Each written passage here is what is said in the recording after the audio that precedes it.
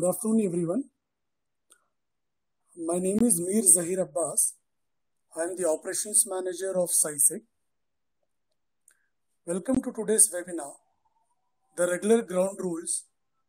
All attendees to the webinar will be mute by default. We will have a Q&A session at the end of the presentation. You can type your question on the chat window and it will be responded after the completion of the presentation. We are also going to record this webinar and the recording will be uploaded on the SciSec YouTube channel, so you can always refer back to the video later if necessary.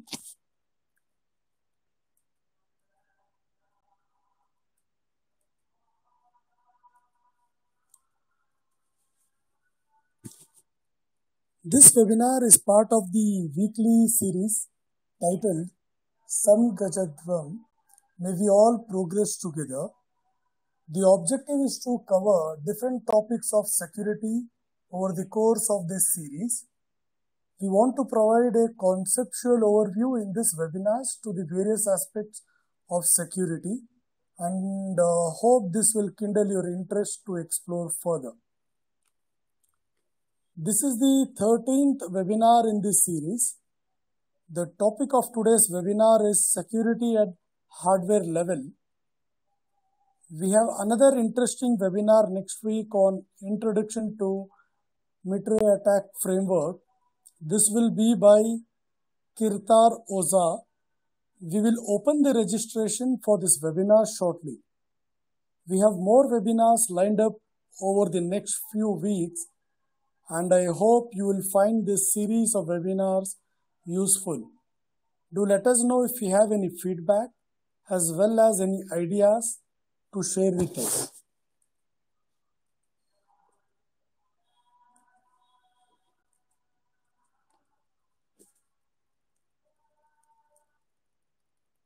As usual, we will have an assessment made available at the end of the webinar. Those who successfully complete the assessment will be provided a certificate. The assessment will be kept open for 60 minutes after the completion of the webinar. The questions are from the topic covered during the webinar, so you should not have too much difficulty in cracking this assessment. Those who get 7 or more correct answer out of 15 questions will be provided the certificate. At the end of the assessment, you will also be asked to provide feedback on the webinar. Please provide your genuine feedback and rest assured the feedback will not have a bearing on the assessment. You need to have a Gmail ID to take this assessment. The certificate will be emailed to the Gmail ID you would have used to log in to the assessment in next few days. Please make sure you provide your correct details accurately while taking the assessment, because the assessment will be generated, the certificate will be generated based on the details provided by you. The link for the assessment will be shared at the end of the webinar in the chat window. Also note, the assessment is open to only those who have participated in the webinar.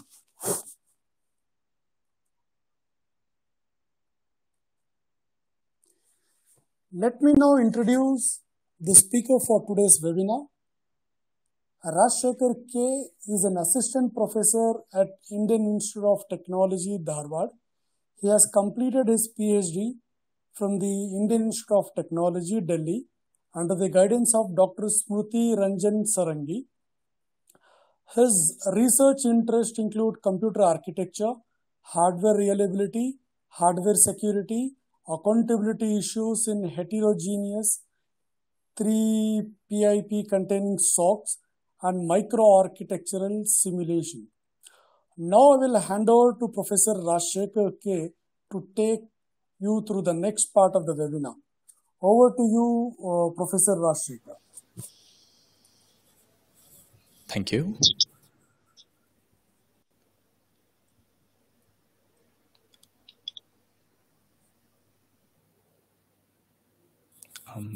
I don't see the option to share my screen.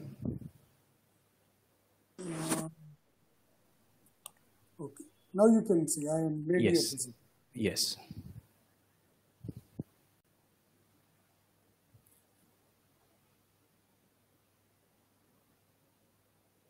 Okay. I hope everyone can see my presentation. I think they can see.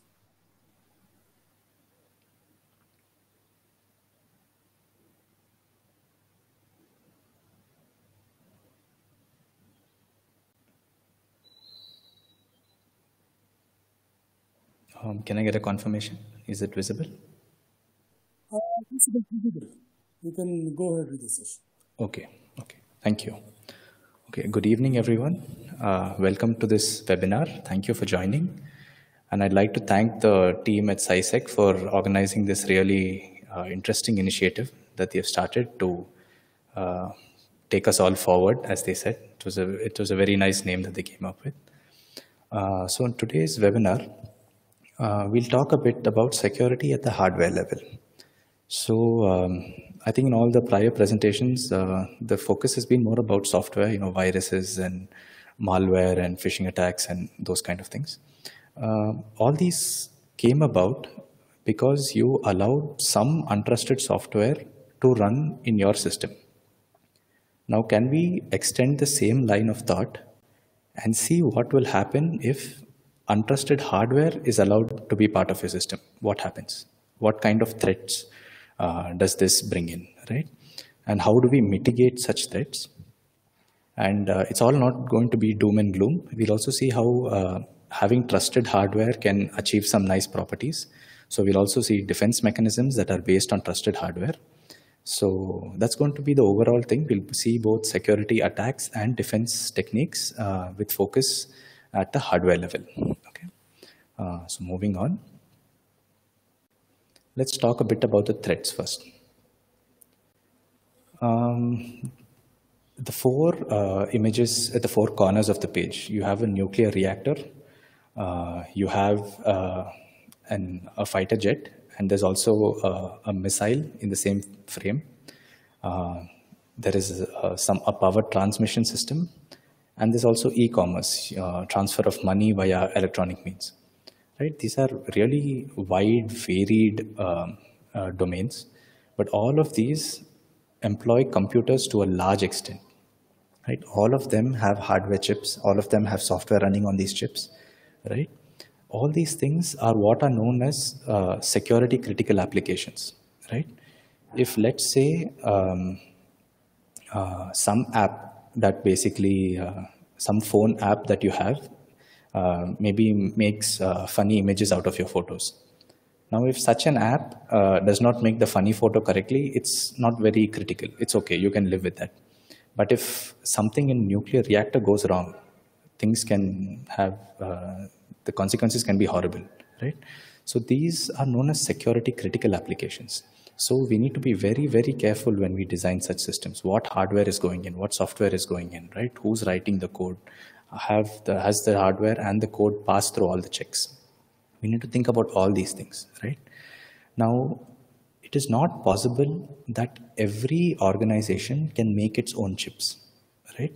You cannot expect a company that's making fighter jets to also make its own processors, right? These are two very different skills, right?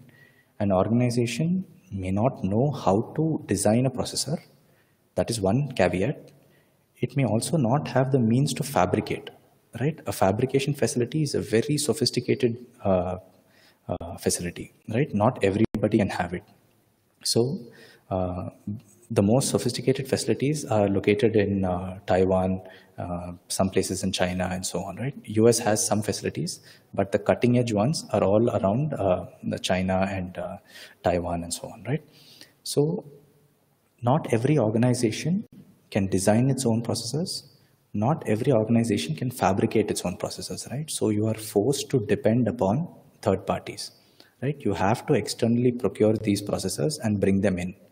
But now you're trusting them and bringing them into your system, right? You're taking a foreign chip and putting it into your nuclear reactor controller, right? Now, what if this chip misbehaves, right? The consequences can be really horrible.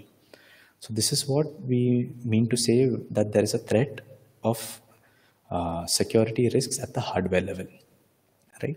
So now we can just talk about a few stories of things happening along these lines. So the first story that I'd like to tell you is sometime in 2007, right? There was a lot of tension between Israel and Syria. Israel wished to carry an airstrike over Syria, right? But Syria was capable with good air defense systems. They had, these systems were supposed to detect fighter jets coming into the airspace and then blowing them up, right?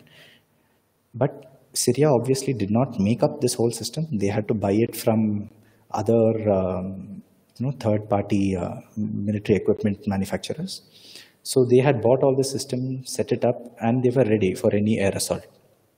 But the day that Israel wanted to carry out the assault, the system simply stopped working, right? The Israeli jets came in, they bombed Syria, and they left without any loss whatsoever, right?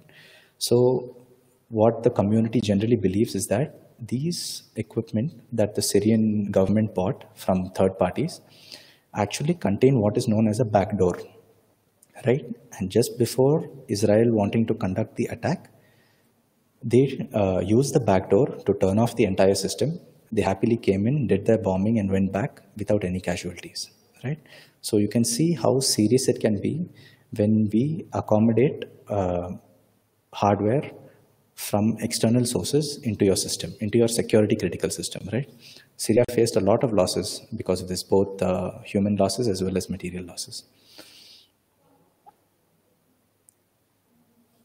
A similar example, it is kind of known in the community that certain European chip makers have into their microprocessors built a kill switch.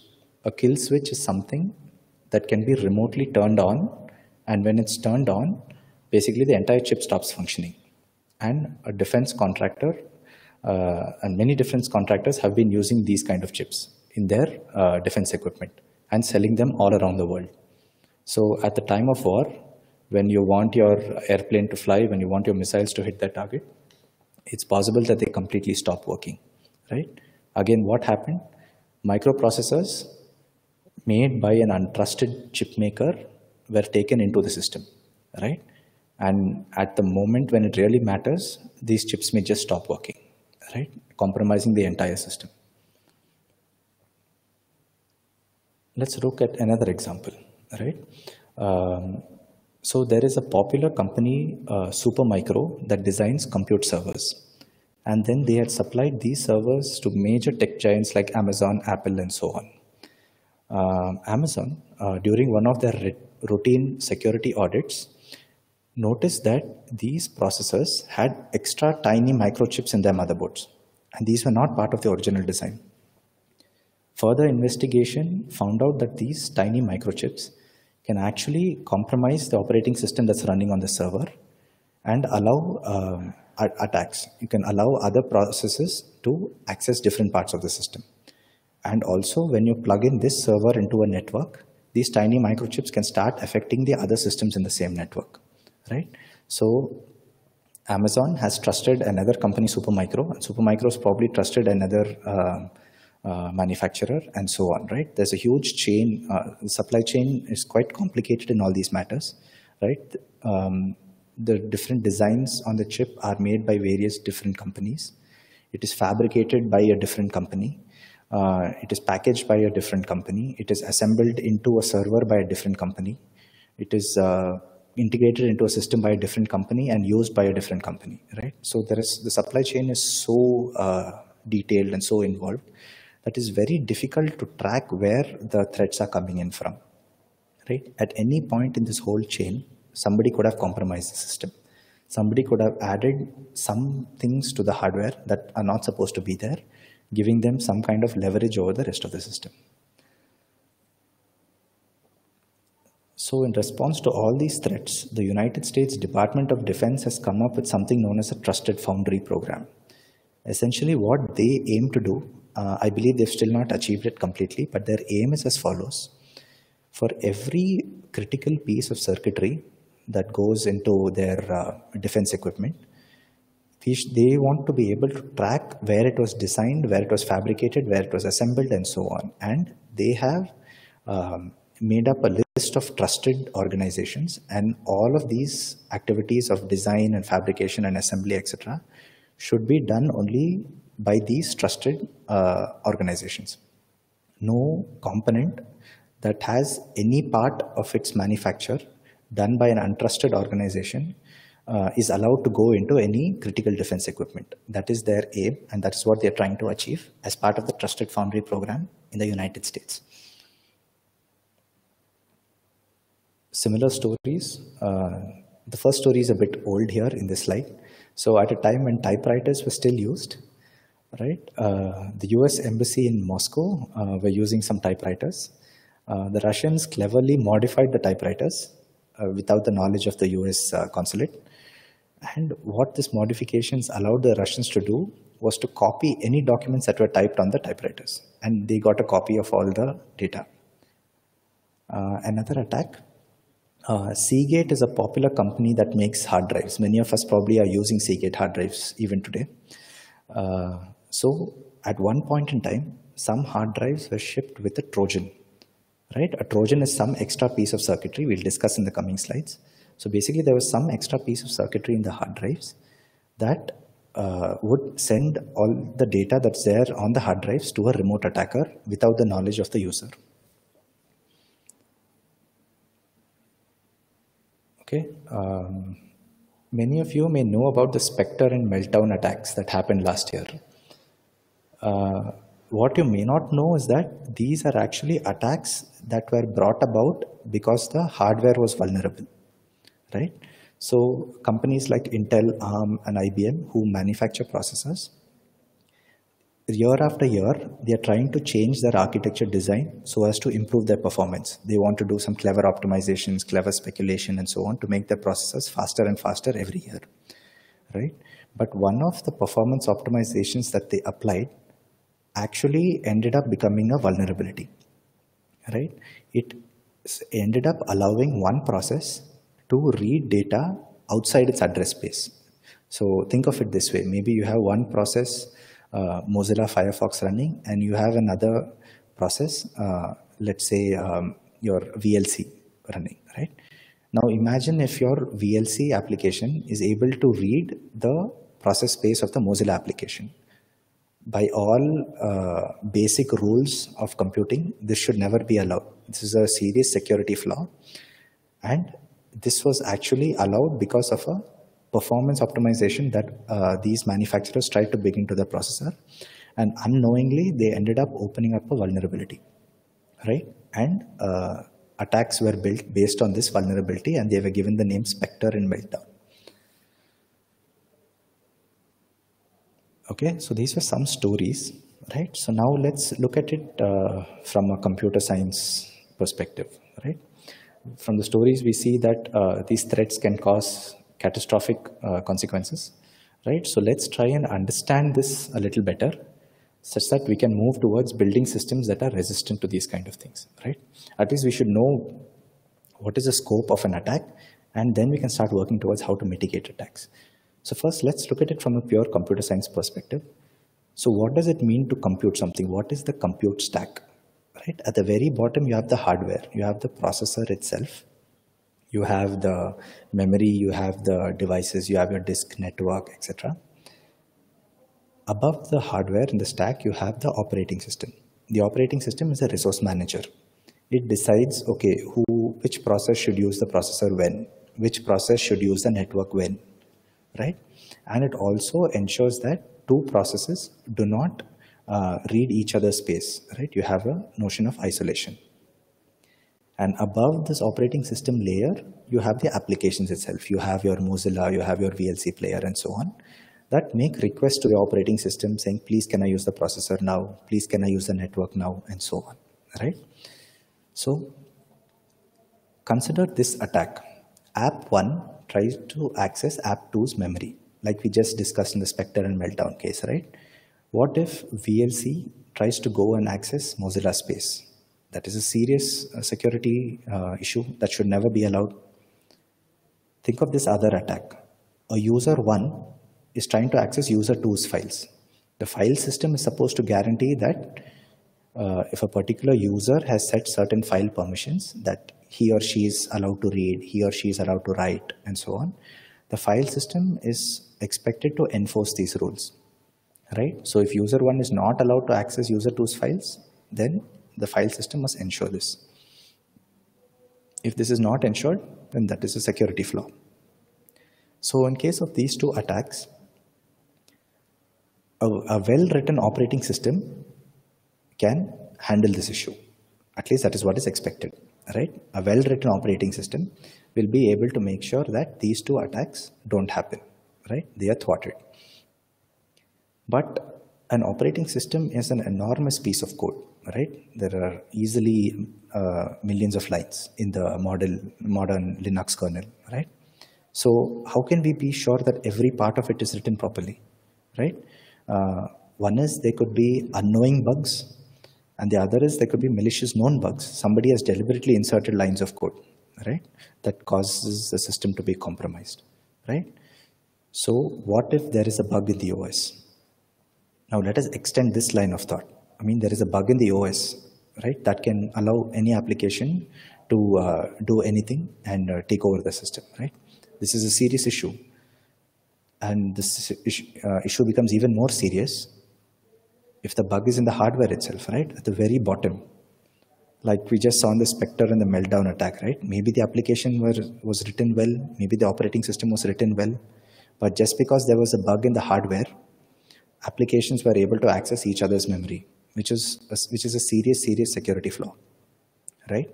So if the flaw is in your hardware, no amount of software patches can save you, right? If you don't know where the flaw is in your hardware, there is a flaw and you don't know where it is, no amount of operating system or any layer in the software stack can save you. But the flip is not necessarily true. Let's say there is a flaw in the operating system, right? There may be a flaw in the operating system, let's say.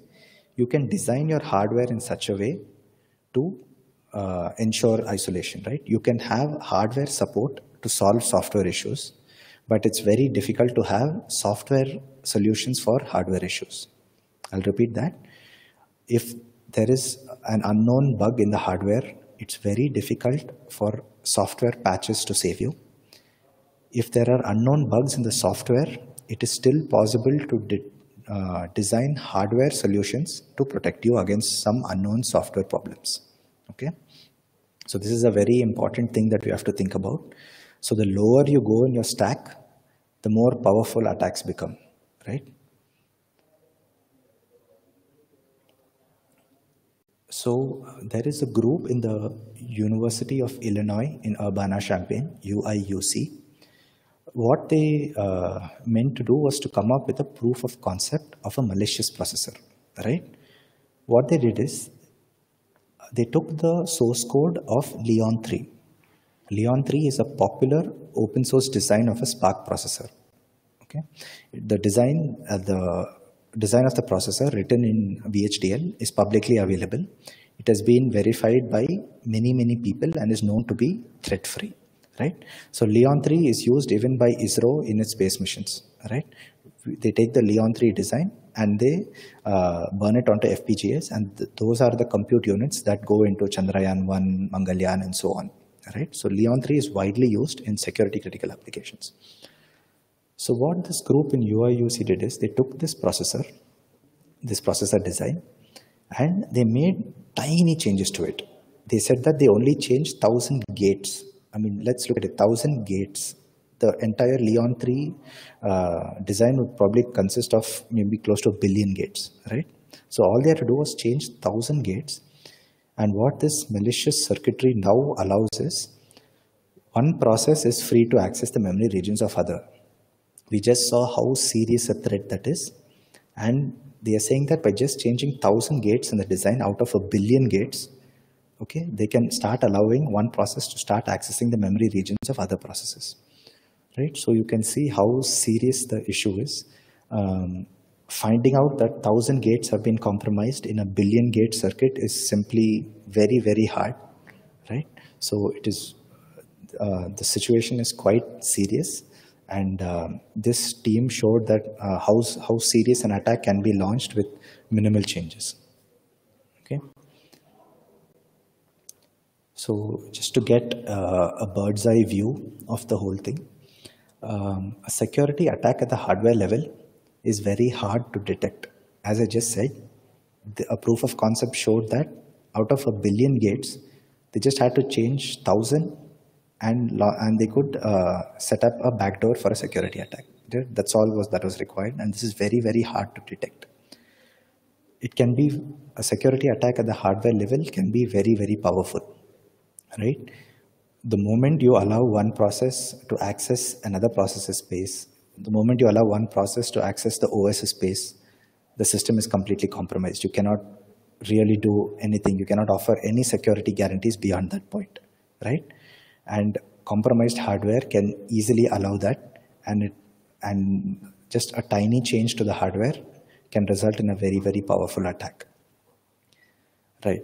But all things are not really bad. So in the sense, there is one small kind of positive, you could say. A security attack at the hardware level is hard to realize, right?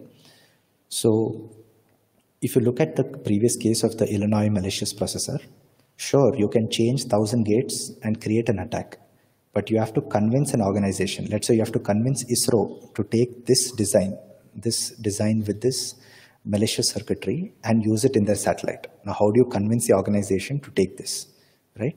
So that's where it becomes tricky.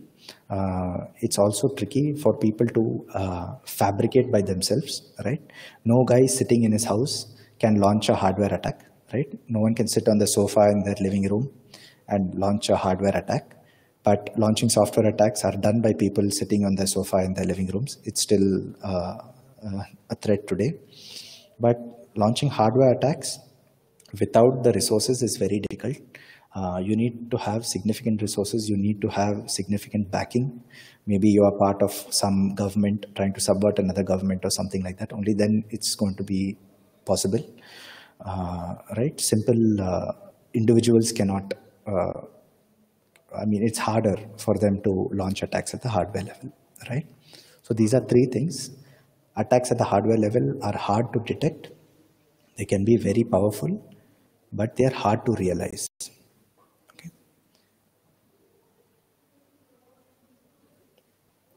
So moving on, I used the word Trojan earlier, and many of you may have heard the word Trojan in the software setup as well, right? So what is this Trojan? It's a funny word, right? It's not a common English word. So what is Trojan? I'll give you a small story to tell you where that word comes from. So Greek legend says that there was a city called Troy, T-R-O-Y. The Greeks wanted to attack this city of Troy. Now Troy had a massive fortress around it, right? They had big walls, and so the Greeks were not able to attack. They knew that if they go and try to attack these walls, they lose a lot of men, and that's not a good idea. So they decided to come up with a different strategy. They made a big wooden horse. They made it look like a gift.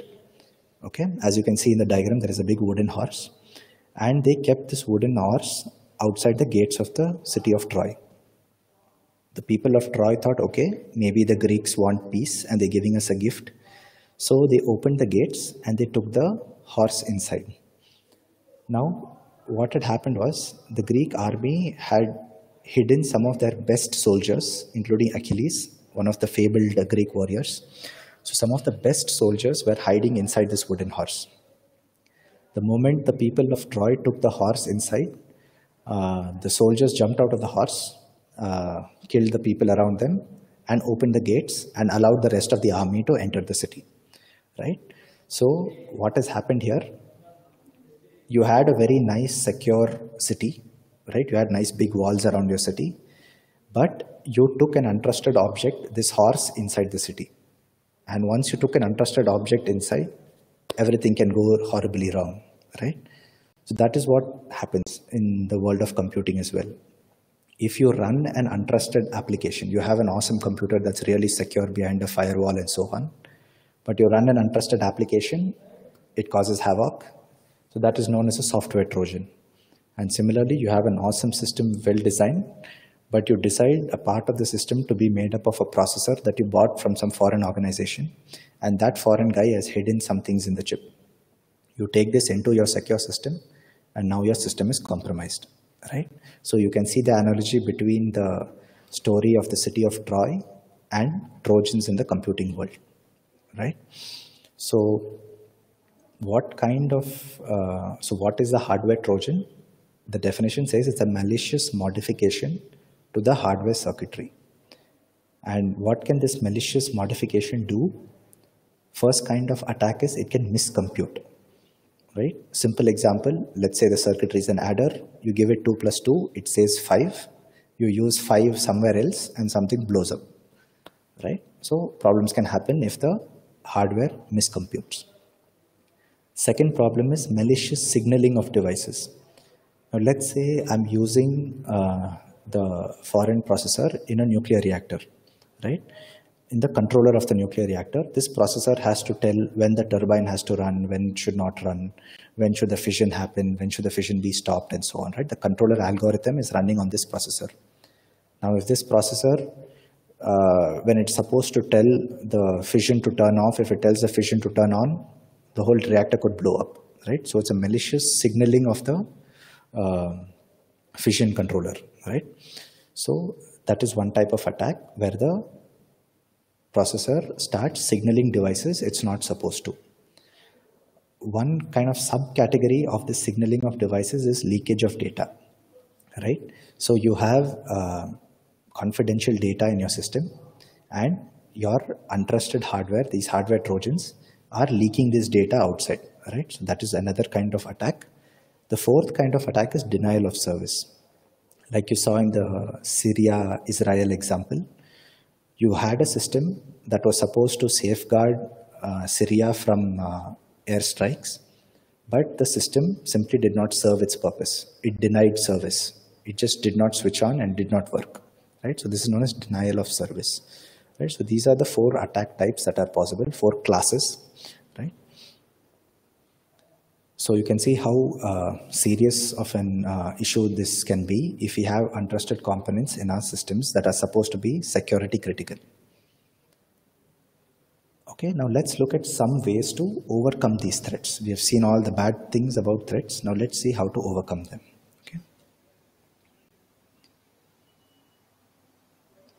So broadly, there are 3 stages in which you can overcome. During the life cycle of a piece of circuitry, there are 3 stages in which you can run Trojan mitigation techniques. The first stage is once you have designed the circuit. Okay, the 3 stages are, first I'll say that, you design the circuit, you fabricate the circuit, and then you commission the circuit, right? You design the circuit, then you fabricate, basically you make it, and then you commission it. Basically, you install it in the field and allow it to work, right? So the first stage in which you can look for Trojans is once the design is complete, right? You're buying the design from a third party, right? And you want to see if this design is doing exactly what you asked or it is doing something else also, right? So the technique, the technical name used for this is known as formal verification, right? On one hand, you have the design given by the third party guy, and on the other hand, you have your specification document. You told, right, that I want the circuitry to do exactly this. And the vendor has given you a design saying, yes, this is that chip. Now you have to compare the design and the specification and see if it is exactly equal or not, right? So there are many formal verification techniques that try to match these 2 things and tell you if it is equal or not. Now the thing is, there is a huge scalability issue. For really small circuits with, let's say, thousands or maybe even millions of gates, it is still possible.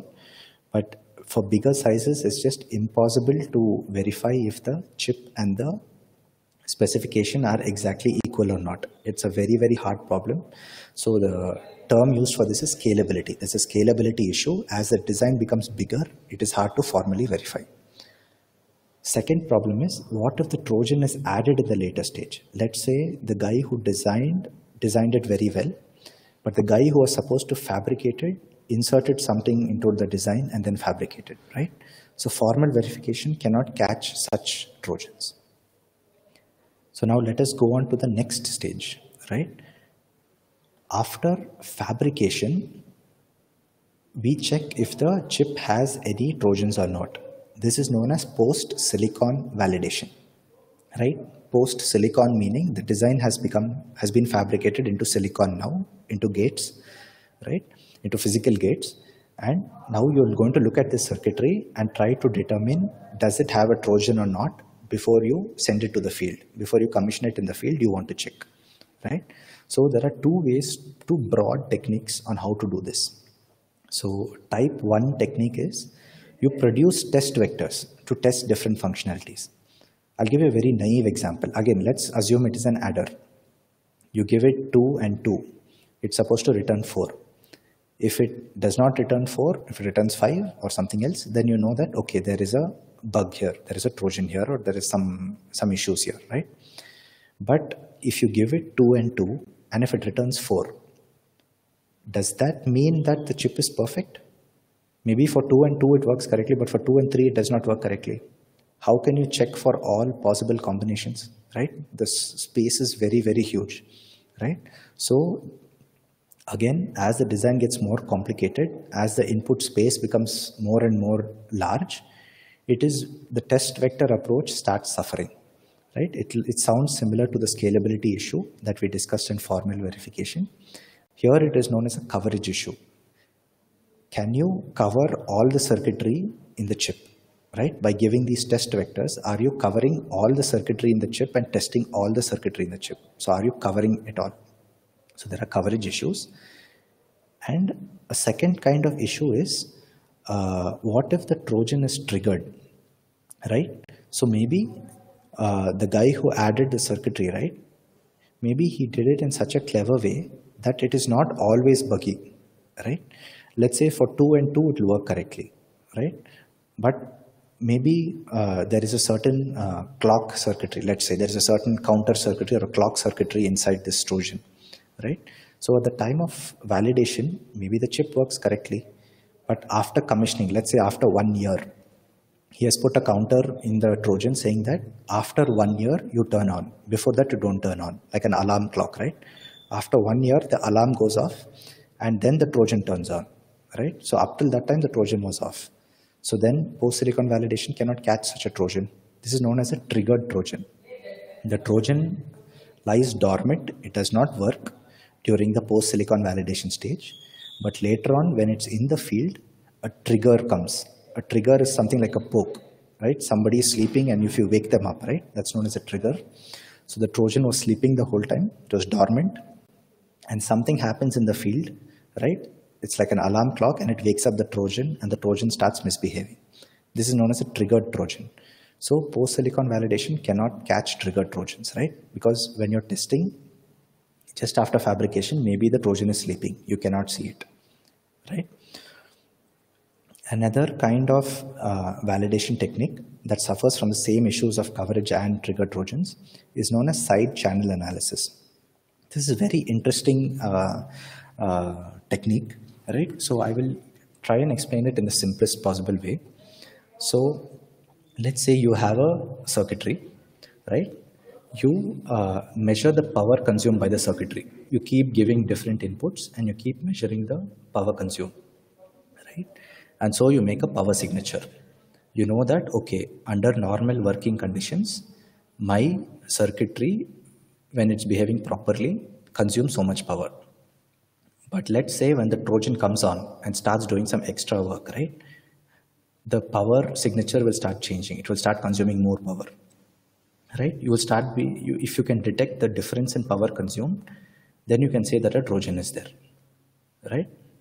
So this is known as side channel analysis. It's a very interesting, with a very nice very cool basic intuition saying that we'll look for difference in power. Power is one kind of side channel. You can have other kinds of side channel. You can, let's say, measure the time taken to compute a task, or you can measure the temperature of the chip, right? These are not the primary results. So why is the word side channel used? A chip has to produce primary results. That is the primary output. That is the primary effect the chip has on the external world. But aside from that, what power it consumes, what is the temperature of the chip, right? How long it takes to give its result. These are like secondary effects that the external world can observe, right? So I'll repeat that. The external world, when looking at a chip, the primary thing it observes is the results, right? The external world, when looking at a chip, the primary thing that it observes is the results.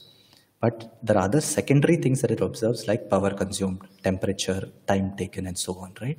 So can we observe these secondary things and try and tell if the Trojan is there or not, right?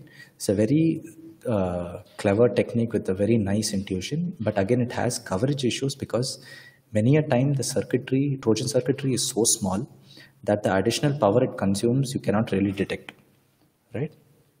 So as a result of which,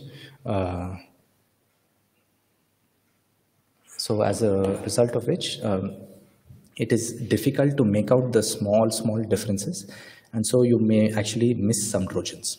Okay. So now let us go to the third phase, the in-field phase, right? The chip has been designed, the chip has been fabricated, and you have installed in your system, and it is running. It is running in your nuclear reactor now, right? At this point in time, can you check if there is a Trojan or not, right? So one immediate advantage you can see is that even if at this point, if you can detect correctly, right, then triggered Trojans can also be caught. What is a triggered Trojan? A triggered Trojan is one that was sleeping during the post-silicon validation phase and comes alive in the in-field phase, right? So now if we detect in the in-field phase, we can catch the triggered Trojan also. But how do we detect in the in-field phase? Again, two broad classes are there. One is to have monitoring circuitry. What does a monitoring circuitry do? It looks for two kinds of things. One is a symptom, something bad that shouldn't happen. Okay, so let's say one example of it may not be a very pleasant example, but let's think of it like if you have a fever, you may have COVID-19, right? You may have, right? So a fever is a symptom. It is something bad that shouldn't happen. If a fever is occurring, maybe something bigger is wrong, right? That is an example of a symptom, something bad that shouldn't happen. So these runtime monitors will keep looking at this foreign circuitry and keep seeing if these symptoms are occurring or not. Okay. The type 2 runtime monitor is looking for invariant. Invariant is something good that should always happen. Like, let's say your body temperature should always be between 37 and 39, right? If it's between that, it's a good thing, nothing is wrong, right? So it's an invariant, something good that should always happen. So a type 2 runtime monitor will always keep looking at the circuitry and seeing if all invariants are being held or not. Okay, so symptoms, something bad that shouldn't happen. Invariant, something good that should always happen, right? You have two types of monitors. The issue is again coverage issues because modern circuitries are so complex that not everything can be elegantly described as a symptom or an invariant. Many functionalities are very difficult to capture as a symptom or an invariant, so many functionalities you cannot really check. The second class of in-field techniques is re-execution, right? This untrusted circuitry is producing some result. You want to know if the result is correct or not. Assuming you have a golden correct answer, you can compare against and tell if it is correct or not, right? I'll repeat. You have untrusted circuitry. It is producing a result. You are not sure if it is correct or not. You're not sure if you can use it or not. But let's say somehow you have a correct answer. You can just compare against the correct answer. Now the issue obviously you will all ask is how to get a correct version to compare against, right? So we will discuss that in the coming slides. So this last branch, basically re-execution, is something that I research in personally. So if anyone finds this kind of stuff interesting, yeah, please feel free to reach out to me. We can have a chat. So the broad idea is something like this, okay? Everything in blue in this slide is third-party hardware. I'm not sure if I can trust them or not. Everything else in green color is homegrown hardware I can trust. So what is this homegrown hardware? Let's take from the context of India itself, right? Now you have IIT Madras designing its own processors called Shakti. IIT Bombay is making its own processors called Ajit, right? Defense, DRDO has its own processor called Anurag. They have designed it by themselves and they know that there's nothing wrong, right? And for fabricating these designs, we have our own fabrication facility in Chandigarh. But the issue is, one thing is, these designs are not really at the level of Intel or AMD or ARM, right? They have thousands of people who have been working for the last few decades, right? So they are much ahead in terms of design. We are lagging behind. Second thing, in terms of fabrication facility, right? A fabrication facility in Taiwan can fabricate at 7 nanometer or 10 nanometer, right? And in the fabrication facility in Chandigarh is still like in the hundreds of nanometers, right? So there is no comparison at all. The transistors are really, really big, what we make, and they are really, really slow, right? So our designs are not up to the mark of an Intel, and our fabrication facilities are not up to the mark of the Taiwanese fabrication facility. So in every way, a homegrown core will be much slower than a third-party core, right? So the idea is somehow, right, the third-party core produces some results, the homegrown cores verify the results, and only if it is verified, only if we know that the answers are correct, should the results reach the devices. So if you take our nuclear reactor example, only if I know that the signal to turn on the fission controller, only if I know that the signal is correct, should it reach the fission controller, right? If the homegrown cores say that no, there is something wrong here, this should not go to the turbine controller or the fission controller, then the homegrown core will stop it, right? It's like a gate, right? So these are the kind of systems that I am personally interested in and working on. So anybody else who are curious about these things, please feel free to reach out. Another issue, as I said, is the process, the life cycle of a chip is fairly complicated. You have so many different organizations coming into play, right?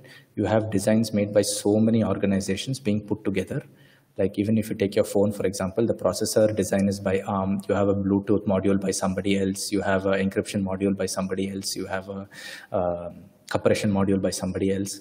All these things come together, it's fabricated by somebody else and all that, right? So when the customer is using this phone, if something goes wrong, right, how do you find out who was responsible, right? So this, the term we gave for this problem is accountability. How can you hold somebody accountable in this scenario? So that is one class of research, right? I'll not go further into how we solve these problems. I'll just give you a gist of what's happening in this domain. Another interesting problem is, now, if you can look at the first example, you have an IoT system with many sensor nodes that report to a base station, right? They're all spread out in the field and they're all talking to a base station, maybe giving the report regarding temperature or something like that. Now an attacker introduces her own nodes in the same field and they are sending conflicting information to the base station. Now, how do you recognize which are the inputs from the correct nodes and which are the attacker's nodes, right? You should be able to identify circuitry. I need to know the identity of an IP, right? Similarly, some vendor is selling you a chip saying that, yeah, this is ARM Cortex A8, right? Now, how do I know it's a genuine one, right? How do I know it's not a counterfeit one made by some back alley market or something like that, right? How do I know that it's actually coming from a genuine vendor, right? And another issue that has been highlighted by United States Department of Defense is, many times, so many of these circuitries which work in tough conditions, right? Maybe high temperature, maybe radiation and so on, their lives are short. The electrical circuitry gets damaged after a few years and you have to throw them away. So many times what these the defense people do is, they know that, okay, the safe time for a circuitry is 5 years. Beyond that, we cannot trust its results. So maybe within 5 years, maybe at 4 years itself, they discard the chip. They throw it away saying that we'll buy something new. Now what some guys do is, some malicious people, they take these discarded chips and they sell them back to the defense people as a new chip. So it is actually a very old chip that's going to fail anytime soon. And these attackers or these guys who want to just make quick money, sell it back to the defense guys as a new chip. And once they incorporate it into their missile or tank or whatever, within 6 months, it might stop working, right? So we need to know that, okay, what is the unique identity of an IP, right? If I know this unique identity, then I can know that, okay, this was manufactured 8 years ago, so it is very old, right? So there should be a notion of how do I uniquely identify a particular chip.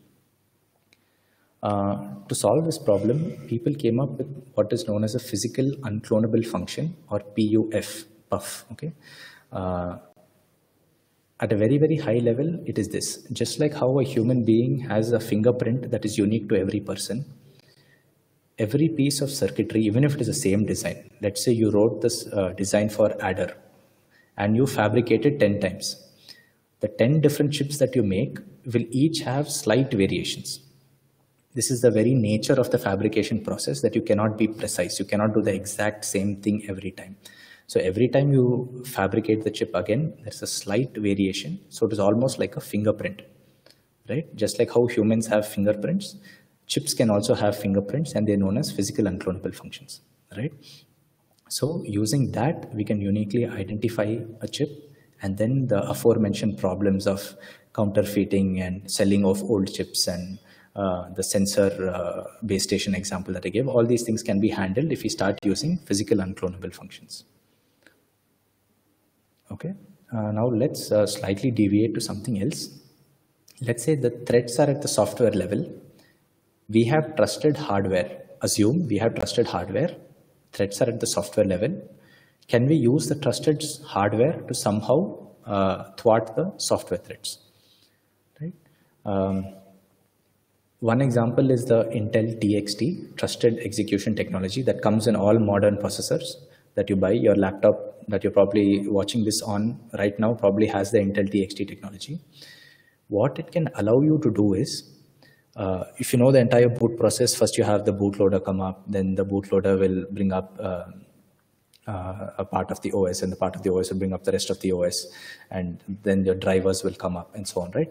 All these different software circuitries which come up, what you can do is, you can, at the very beginning, as part of the Intel TXT, you can save the hash of the different softwares.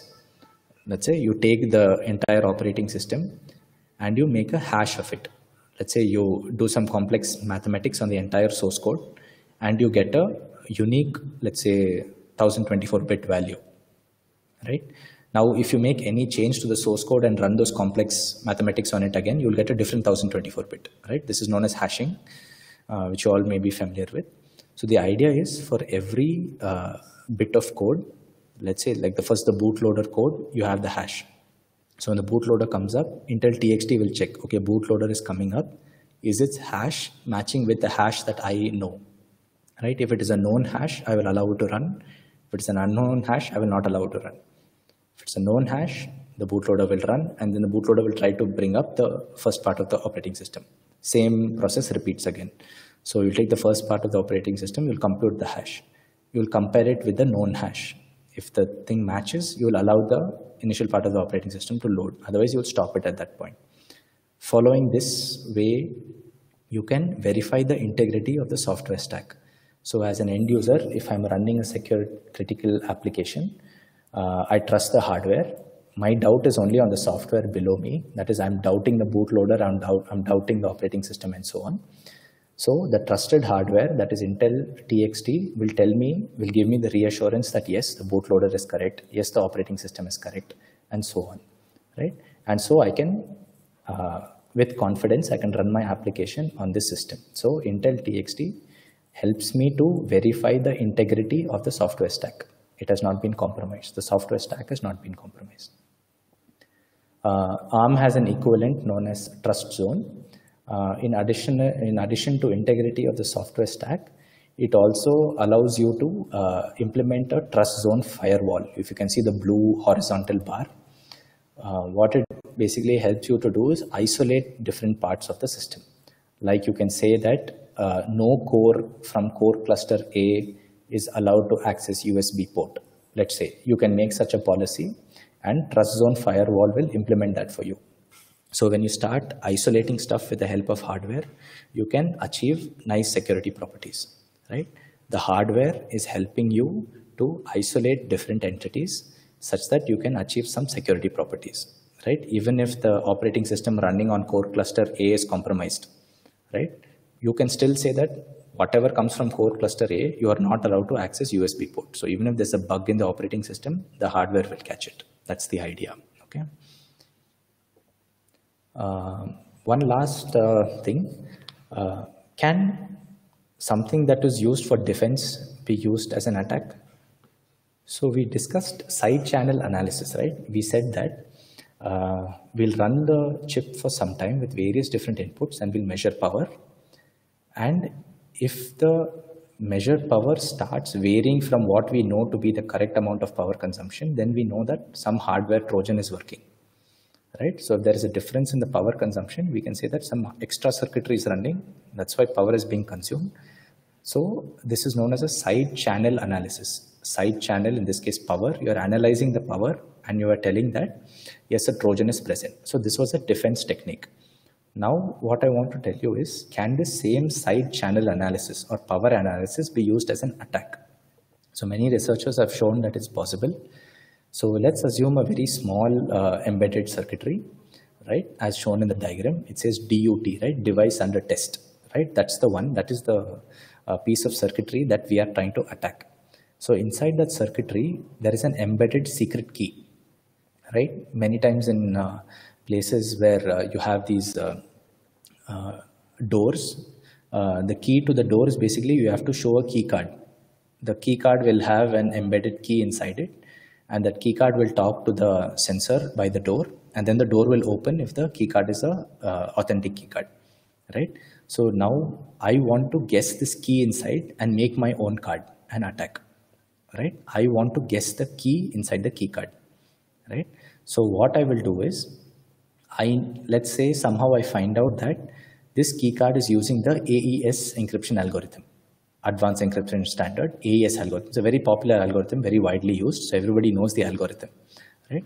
So if I know this algorithm and I know that, okay, this algorithm is going to take the key one bit at a time and do some maths on it, right?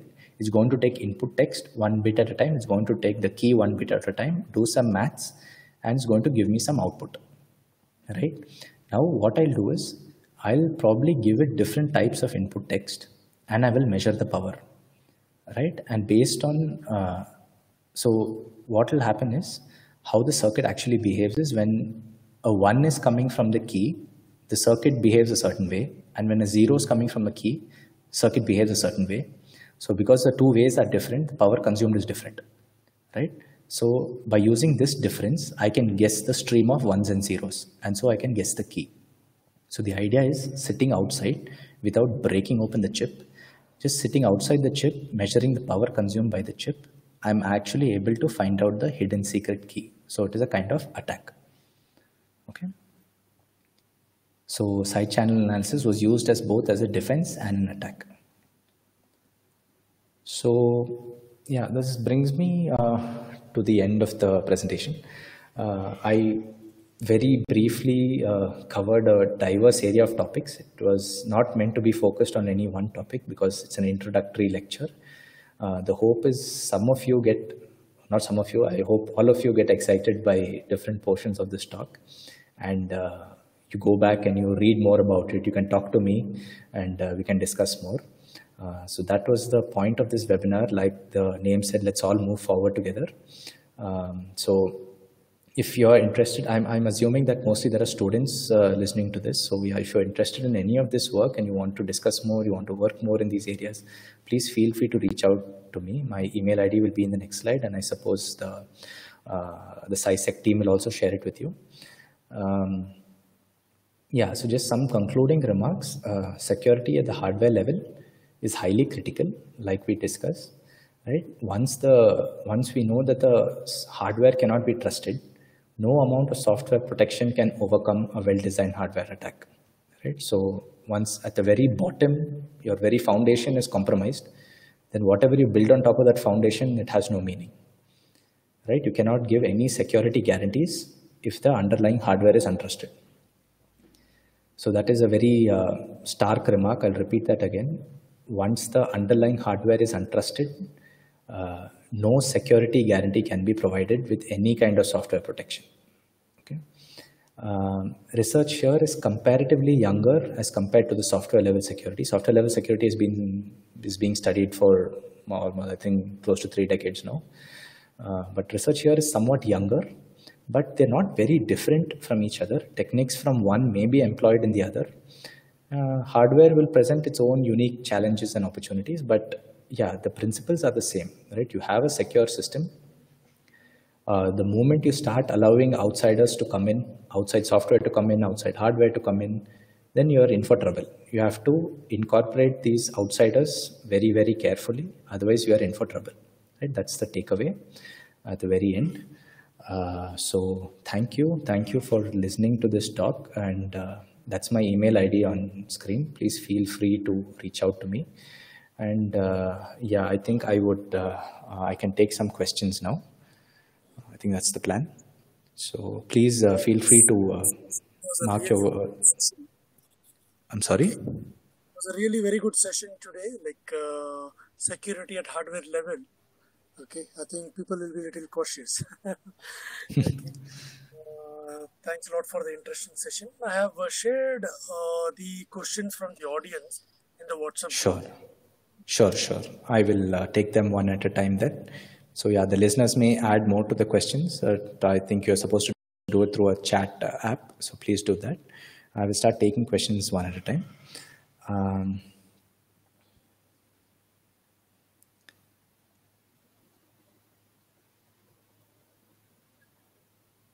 Right. So the first question says that if the OS is developed well, if the OS is strong enough, how can one process access another process's space?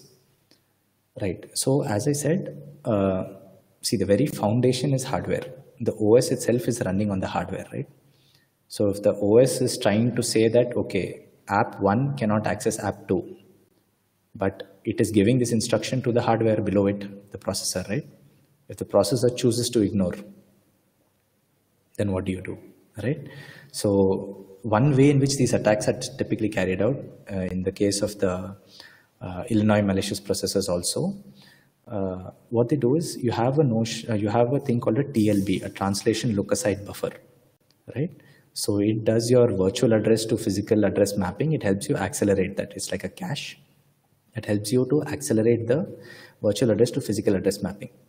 Now, if that table values are changed by the hardware, the OS can never know that the table was changed, right? So then all things will go crazy, right? So that's how, so once, as I'm repeating the statement, the underlying hardware, if you're not trusting it, any amount of protection in software cannot help you.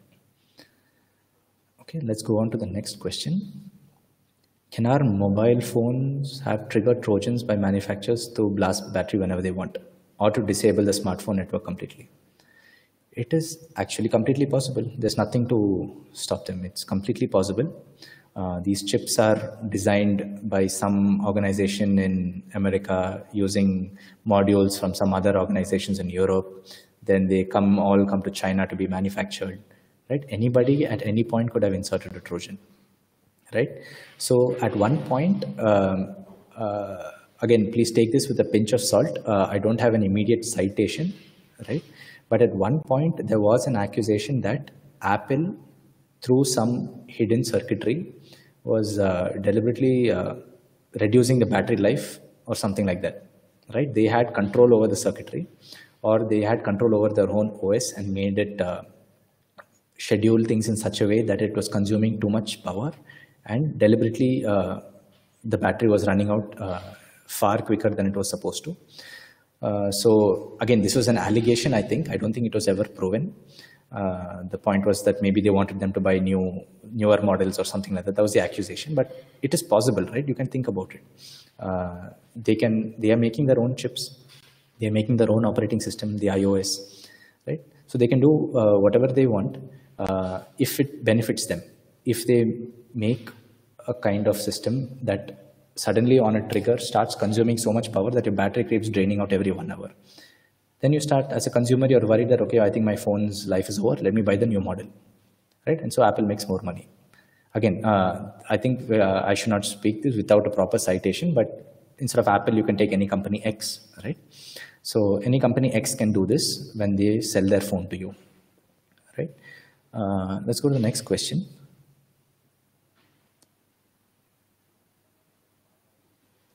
Right, and this is a very interesting question. So the Trojan can trigger at any point of time. That's what I said.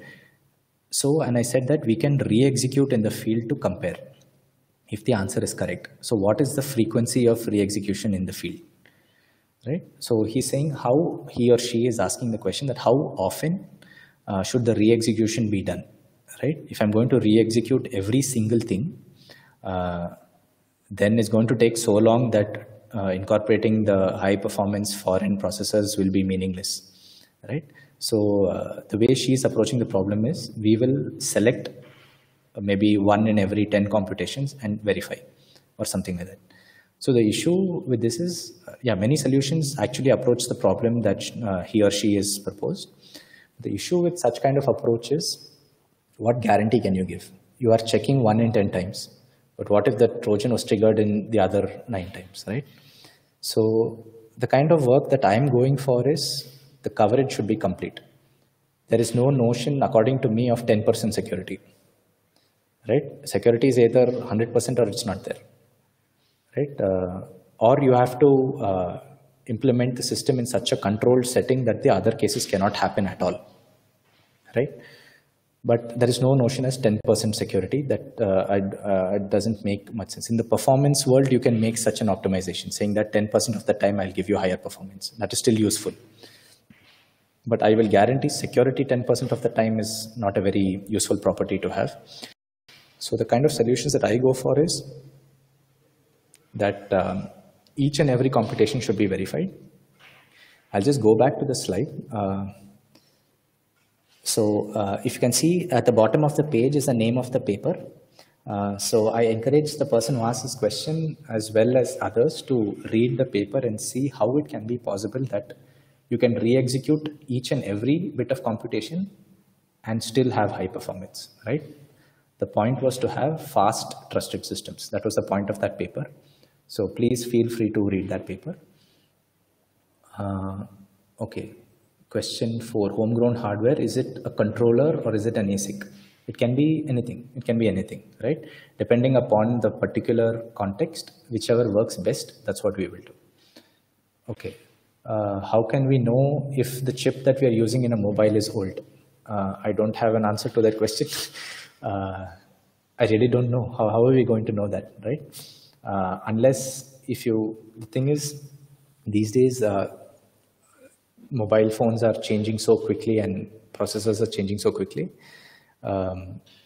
What you could do is, there are some websites, these guys who review mobile phones and all. There are similar teams that review processors, right? So what they do is there are some standard benchmark programs.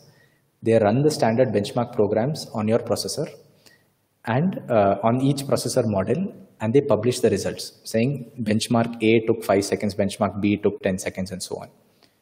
One thing you can do is you can take those applications and run it on your mobile and see if you're getting similar times. If you're getting benchmark A, they are saying is 5 seconds, but you're getting 20 seconds, then that means it's a very, very old processor model. So I think you should go back to your the guy who sold you the phone. Intel TXT, where exactly is it installed? Is it hardware or software? It's actually a bit of, it's a hardware unit with its own firmware that you cannot edit. Right? It's a small bit of hardware circuitry with its own firmware that you cannot edit. Okay, you mentioned hash value. One second. Let me read the next question. It's a bit long.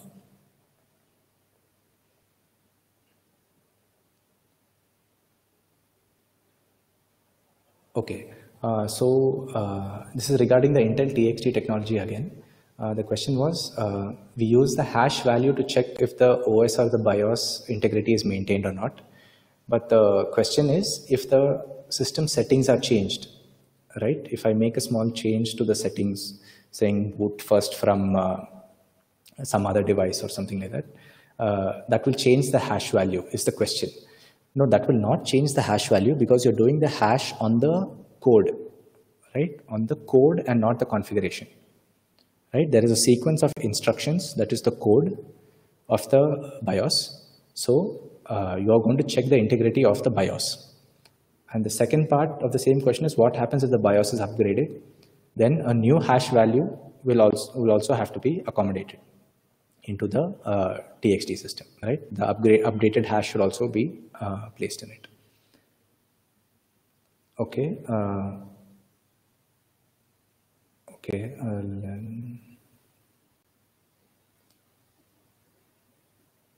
Okay, there's a question it's saying we are using China products invariably. Is there any method to check the probability of attacks in future? Let's not target only China, right? We are getting so much of our hardware and software from outside our trusted sources, especially in critical missions like DRDO, BARC, right? Our Baba Atomic Research Center and our national power grid. All these things are running on hardware and software that many of it are procured from untrusted places. So, right, let's not just target China. We need to be more self-sufficient, more make in India and all that, right? So let's hope we go in that direction as a country.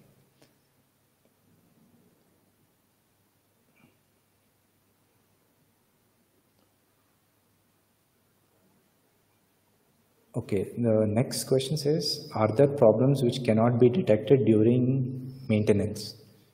I think the question means during runtime. I would say that there is, see, let's take the case of a processor. Let's say I have procured an ARM processor from an external person. Now, the ARM processor implements the ARM instruction set architecture, right? Like an Intel processor implements the x86 instruction set architecture. So that specification is very, very clear, right, of what that chip is supposed to do, right? So I can,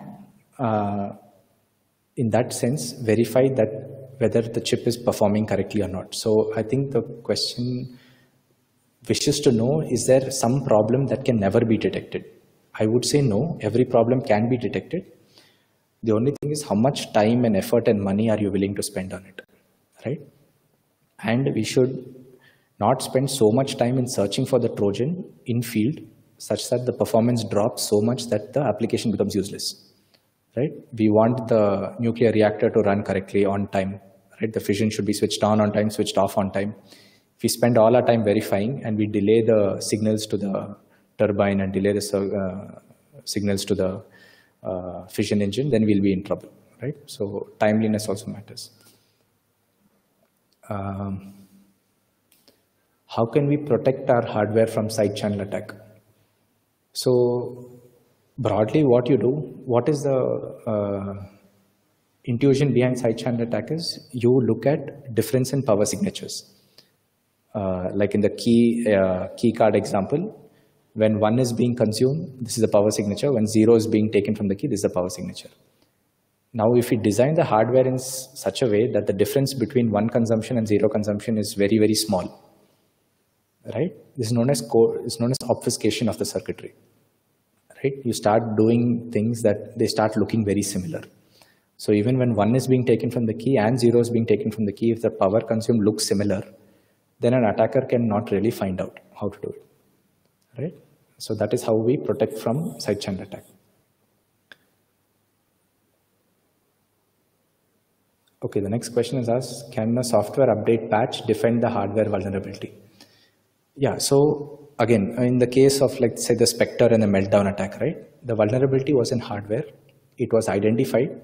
And so a software patch was provided for Windows, for Linux, and so on to cover that vulnerability. But that is only possible when you exactly know what is the hardware vulnerability, right? If all you know is that the hardware is untrusted, but you don't know what is wrong with that hardware, then designing a software patch is impossible, right? Unless you know what is wrong with it. So unless you specifically know what is the issue with the hardware, you cannot really make a software patch. How are challenges and responses generated in PUFs? So as I said, PUF, physical unclonable function, is basically like a fingerprint of a chip. So one kind of fingerprint is, I have a small bit of circuitry. If I give a certain sequence of inputs, I will measure the time it takes to give me outputs. Maybe based on the inputs, the timing slightly varies. And this slight variation in timing, I will save as a signature of that chip, right? So this is a time temporal PUF, right? So in this case, I can save the challenge and response. The challenge was the input I gave, and the response is the variation in time for each of the input. So this I will save as a challenge response pair, and then using that I can uniquely identify the PUF, because no other chip will give me the same response for the same challenge.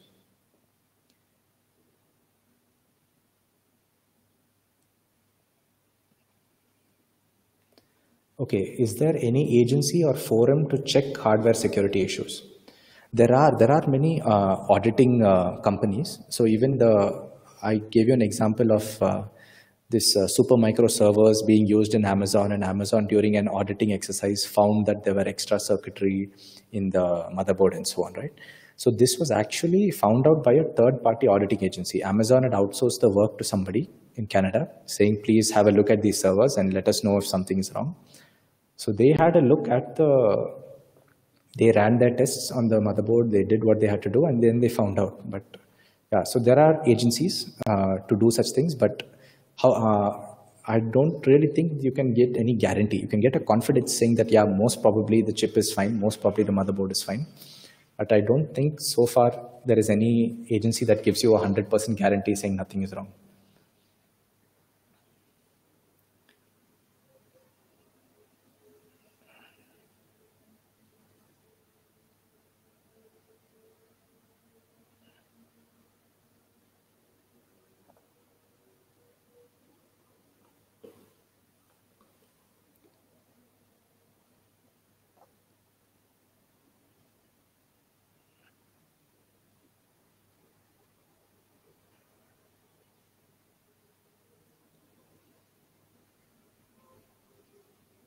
Okay, the few questions are asking me about material, what they can read. So let me go to one of the slides. I hope this is the one. Okay, so if you can look at the citation at the bottom, it says HOST 2017. So that is a conference whose name is Hardware Oriented Security and Trust. Hardware Oriented Security and Trust, HOST, right?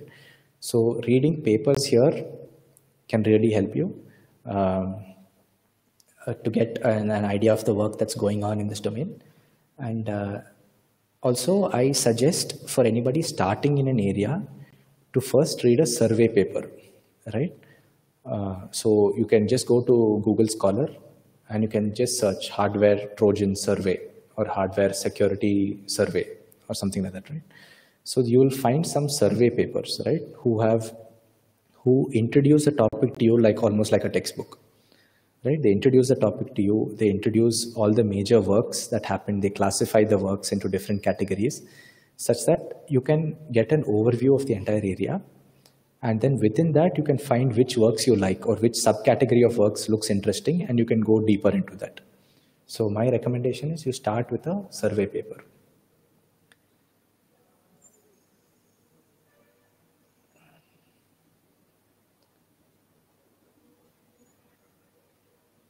Okay, it's an interesting question. How can we trust technologies like Intel trusted technology? I don't know. I really don't know. So if you, as a customer, are willing to trust Intel trusted execution technology and then build your system over it, then that is a decision you are taking, right?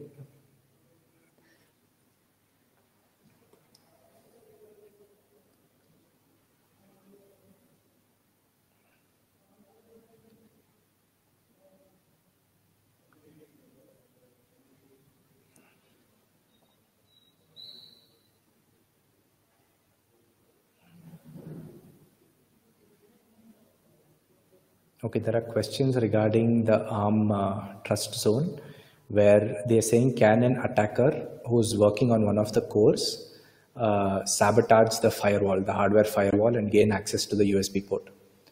Well, we believe that the hardware firewall is built in such a way that it can withstand such attacks. So what the words we use in the realm of security and reliability is what happens when something goes wrong? What is the guarantee that you give? So one thing is known as fail safe. If the system fails, I guarantee you that I will detect that it has failed and I will go to a safe state, fail safe, right? This can be one kind of design model. I build a system that once it fails, it goes to a safe state. So maybe if the guy is trying to attack the bus, the hardware firewall. So the question said that if it is a voltage glitch that disrupts the firewall, something like that. So if this happens, the hardware firewall should guarantee that I will go to a safe state and I will not allow that to happen, right? Or another model can be fail stop, right? If I am under a serious attack, I will stop the entire system, but I will not allow that malicious core to access the USB port, right? Come what may, I will not allow that to happen. I'll maybe turn off the entire system. That's known as a fail stop, right?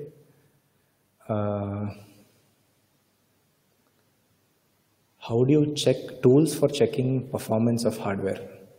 So I recommend you can try the Linux perf utility, PERF, right? It is a what do you say, kind of abbreviation for performance, perf utility in Linux.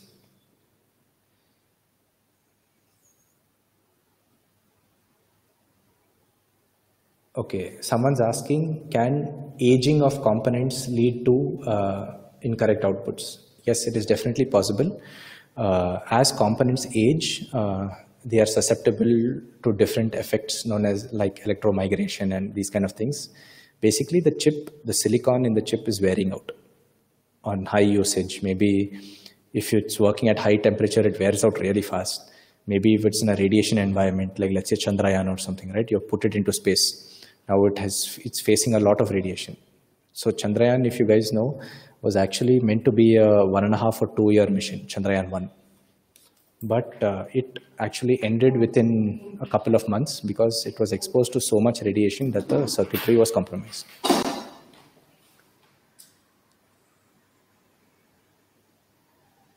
Okay.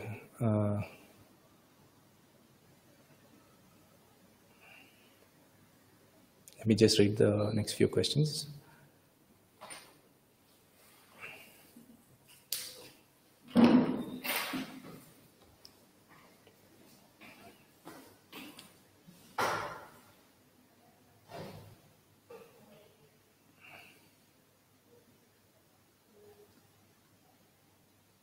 Okay, does PUF stop side channel attack? No, PUF is not meant to stop side channel attack. A PUF is typically used to, as I said, it's like a fingerprint. It is basically used to uniquely identify a chip, right?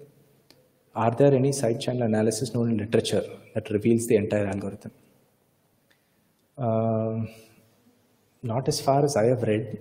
Typically, they try to guess the key, knowing what kind of encryption algorithm is being used.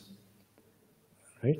So when you know it's an AES, or you know it is RSA, or you know it is something like that, then you know how that algorithm behaves in some sense. And so you make guesses about its implementation, and then you do a power analysis on it. So do they guess the algorithm itself?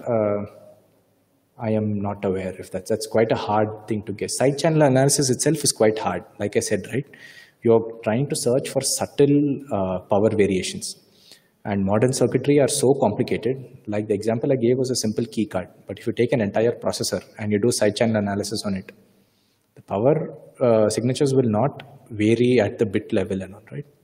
You may see at a very macro scale, maybe for a few milliseconds, there's one power, and then for the next few milliseconds, the power level changes. But for each bit that is consumed, you will hardly see any change in the power signature. So for complicated chips, side channel analysis is very, very difficult to make out differences. Okay, some question about which can PUFs be used for anti-aging of ICs? It cannot stop aging. Aging is like a natural process, right? I mean, people get old, chips get old, you can't stop it. PUFs can be used to identify if a chip is old, right? If the manufacturer maintains a record saying chip with this particular fingerprint, this particular PUF, I manufactured in 2001. This particular fingerprint I manufactured in 2002 and so on. So then if you are given a chip, using the PUF, you can ask the manufacturer, when did you make this chip, right? And then you can find out the age, and then you can decide to use it or not. Can PUF be used to identify a machine and hence a user? I think you can extend it to that. A PUF can help you identify a chip, right? A particular piece of hardware circuitry. Now, if you have a mapping table that will get you from identifying a chip to identifying the user, then maybe it's possible.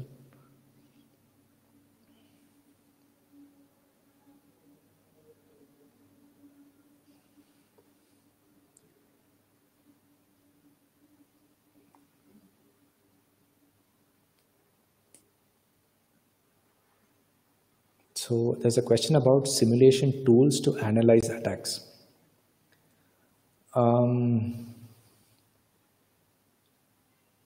So typically the work done is, so let's look at the case of the Illinois processor, right? What did they do? They wanted to demonstrate a hardware attack. They wanted to analyze the attack. So what they did is they took a design, they made some changes to it, and then they maybe burnt the design on FPGA or something to see how it worked, right? So that's what you probably have to do. If you are looking for simulation tools, there are simulators of entire processors, right? So you can look up Tejas, TEJAS, right? It is a simulator for an entire processor. It was developed, it is continuing to be developed in IIT Delhi. I was one of the authors. So it simulates the entire processor. So in that processor, you can introduce your attack, right? You can maybe compromise the TLB, you can do something, and then you can see the effects. Like did the, what do you say, if you want to see its effect on performance or something like that, right? By making the attack or something like that. So yeah, but Tejas may not be the best thing because it does not deal with values, but for some kind of analysis, you can use simulation tools. For other kind of analysis, you can resort to changing hardware designs, then writing them onto FPGAs and then looking at it, or maybe simulating VHDL also. You can look at waveforms and then see how things are behaving. So yeah, that is the way. That would be the way to go. That would be the way to go if you're analyzing hardware attacks. Yeah. Right. So I think that was the last question. Thanks a lot, Professor Harshekar. It was a wonderful session. Okay, and it was a very good question. There are faculty, a maximum number of students and faculty joined this session. Okay. Yeah, my email ID is on screen, so anyone who wishes to reach out may please do. It was nice having this session, and again, I thank SciSec for this initiative. It's some great work that you are doing. Thank you for putting this together. Thank you, Rashika. Like I will request the audience, I will be sharing the link of the assessment in the chat window. You have to type it. You cannot copy the link. You have to type it on your browser URL. And within 1 hour, like it's 6:30 now, the link will be, assessment link will be open till 7:30.